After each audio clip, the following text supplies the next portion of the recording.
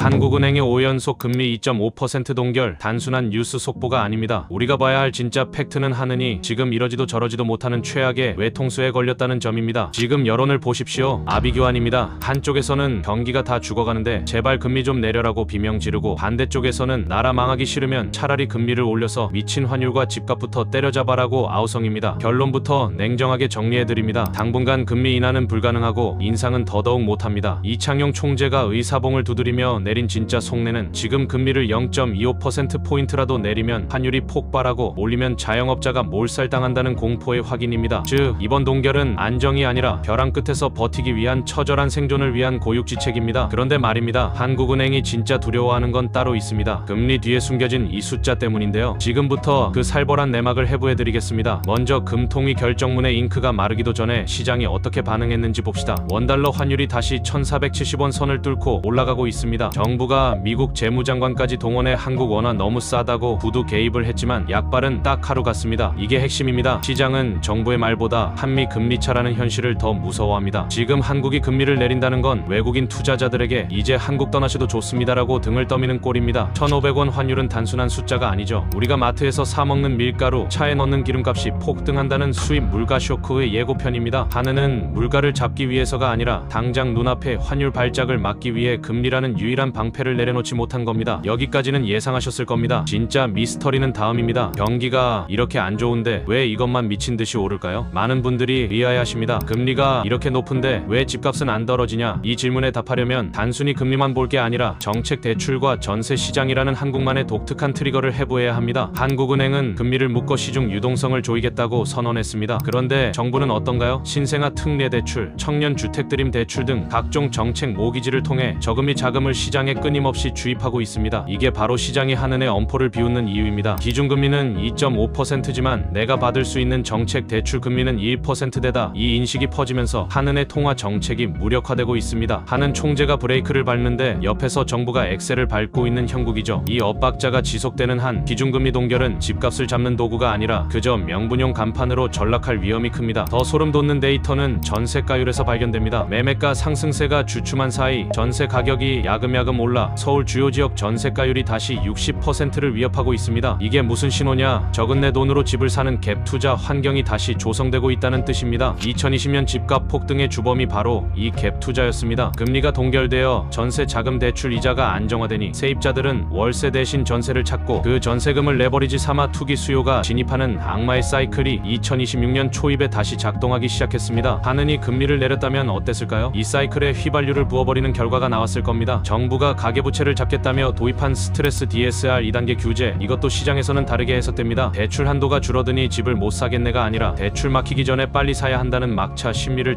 자극해버렸습니다. 특히 현금을 쥔 자산가들은 대출 규제의 영향을 받지 않기 때문에 규제가 강해질수록 현금 부자들만 살 수 있는 시장이 되어 양극화는 더 극심해집니다. 하지만 여러분, 집값 걱정할 때가 아닙니다. 뉴스 헤드라인 뒤에 숨겨진 진짜 시한폭탄은 따로 있습니다. 이게 터지면 집값이고 뭐고 다 의미 없어집니다. 이제 시야를 더 넓혀 뉴스 헤드라인 뒤에 숨겨진 진짜 경제 뇌관 3가지를 터뜨려볼까요? 2년 전 세상을 떠들썩하게 했던 태영건설 사태 기억하십니까? 정부가 공적 자금을 투입해 급한 불은 껐지만 근본적인 불씨인 부동산 PF 부실 규모는 여전히 130조 원에서 줄어들지 않았습니다. 이번 금리 동결은 건설사들에게 사형 선고나 다름없습니다. 고금리가 길어지면 건설사들이 부담해야 할 브릿지론 이자는 눈덩이처럼 불어납니다. 시행사들은 금리 인하만 되면 분양이 살아날 것이라고 버텼지만 한은은 그 기대를 무참히 깼습니다. 저는 상반기 내에 제2, 제3의 중견 건설사 부도 도미노가 시작될 수 있다고 봅니다. 이는 곧 금융권의 위기로 번질 수 있는 문제입니다. 한국 경제의 또 다른 뇌관은 한계 기업입니다. 벌어들인 돈으로 이자도 못 갚는 기업이 전체의 40%를 넘습니다. 이들은 지금까지 곧 금리가 내리겠지라는 희망으로 버텼습니다. 하지만 5연속 동결은 이들에게 더 이상의 희망은 없다는 최후 통첩입니다. 이제 금융권은 만기가 돌아오는 대출을 연장해주지 않을 겁니다. 2026년은 한국 경제에서 경쟁력 없는 좀비 기업들이 대거 파산하며 실업률이 일시적으로 튀어오르는 고통스러운 구조조정의 해가 될 것입니다. 대외 변수도 최악입니다. 중국이 경기 침체를 타개하기 위해 밀어내기 수출을 하고 있습니다. 알리, 테무만 문제가 아닙니다. 철강, 석유, 화학 등 한국의 주력 산업 분야에서 중국산 저가 제품이 쏟아지며 우리 기업들의 가격 경쟁력을 박살내고 있습니다. 그런데 환율이 1,500원이라 원자재 수입 가격은 비싸죠. 원가는 오르고 판매가는 떨어지는 이중고에 우리 기업들이 갇혔습니다. 여기서 한은이 금리를 내려 환율을 더 자극한다. 그건 수출 기업들에게 그냥 문 닫으라는 소리와 같습니다. 이번 동결은 이 처참한 무역 전쟁터에서 살아남기 위한 최소한의 방어 기제입니다. 마지막으로 자영업자분들입니다. 자영업자들이 힘든 건 2.5%라는 금리 때문만이 아닙니다. 진짜 공포는 매출 실종입니다. 앞서 말씀드린 집값 상승에 따른 원리금 상환 부담, 고물가로 인한 실질 소득 감소 때문에 손님들이 지갑을 아예 닫아버렸습니다. 금리를 섣불리 내려 물가를 더 자극하면 그나마 오던 손님마저 끊길 수 있으니까요. 투자자인 여러분이 기억해야 할 결론은 명쾌합니다. 지금의 금리 동결은 안정이 아니라 폭풍우가 몰아치기 전 댐을 보수하는 비상조치입니다. PF 부실, 한계기업 구조조정, 그리고 부동산 시장의 기형적 과열, 이 세 가지 내관이 제거되기 전까지 한국 경제는 살얼음판을 걸을 것입니다. 여러분의 자산은 안전합니까? 원화 예금의 이자에 취해 있을 때가 아닙니다. 자산의 일부를 반드시 달러나 금 혹은 글로벌 우량 자산으로 옮겨 대한민국 리스크를 해지하십시오. 오늘 분석이 여러분의 소중한 자산을 지키는데 조금이나마 도움이 되셨길 바랍니다. 저는 다음에도 더 본질적인 최신 경제 뉴스로 다시 찾아뵙겠습니다. 지금까지 생활경제TV였습니다. 시청해주셔서 감사합니다.